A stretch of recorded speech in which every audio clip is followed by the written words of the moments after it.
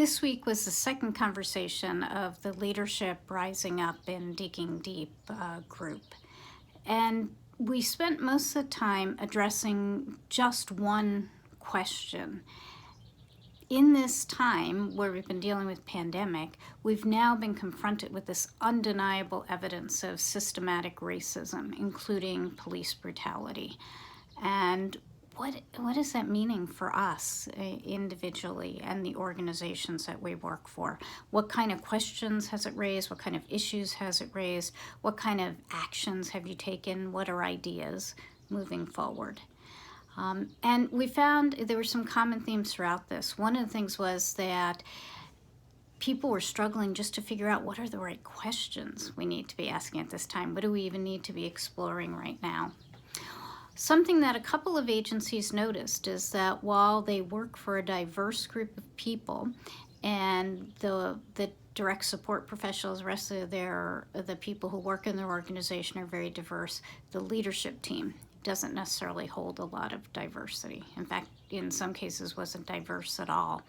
And they were really challenged to not look away from that, to face that head on and to sit there in the discomfort of that. There was some conversation about how there is a lot of uncertainty right now, a lot of discomfort, a lot of vulnerability, a lot of people feeling, I don't know. And that not only do we have to sit with that, we have to embrace that and really explore more deeply what it means. There was also a discussion of embracing anger. Because what happened, the many things that happened, the instances of violence and murder that we saw over the past week and past weeks and ones that occurred before that, there's things that do make you angry. They should make you angry. They're traumatizing events. One person shared how she feels an onus to heal and to educate. And she can't afford to check out at this time. She doesn't have time to grieve. She needs to keep showing up. There's one person whose organization is in Kentucky who is actively working on how they support people, direct support professionals who live in Breonna Taylor's neighborhood, how they support them as they're working through this situation. There was some discussion about things we can do or think about. Focusing on the census and making sure that everybody gets counted, voting and making sure that everybody is registered and has the information they need and can get to the polls and exercises their right to vote. Thoughtful discourse between people with different perspectives. Asking the question, how are you doing? Asking someone, what actions can I take that you see from your seat that would honor your voice? And that's for people who aren't sitting in that seat. You know, that's a question that they can ask about what kind of actions they can take. And thinking about how do we reconcile? How can we be willing to hurt together and to grieve together?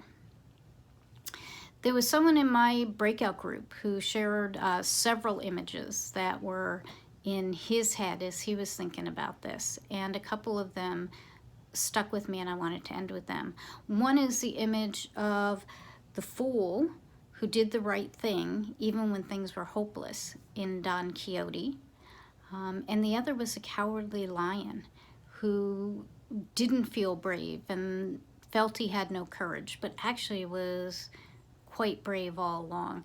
And it seemed that to me that those are two things to hold on to right now, continuing to do the right thing and continuing to find the courage that we have to keep facing what we need to face.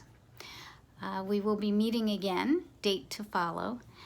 Big thanks to Hope for really wonderful facilitation, and also to Freda who facilitated a really meaningful opening at the beginning of the session, and to everyone who participated in the conversation. Everyone is welcome, and we will let you know when the next date is going to be.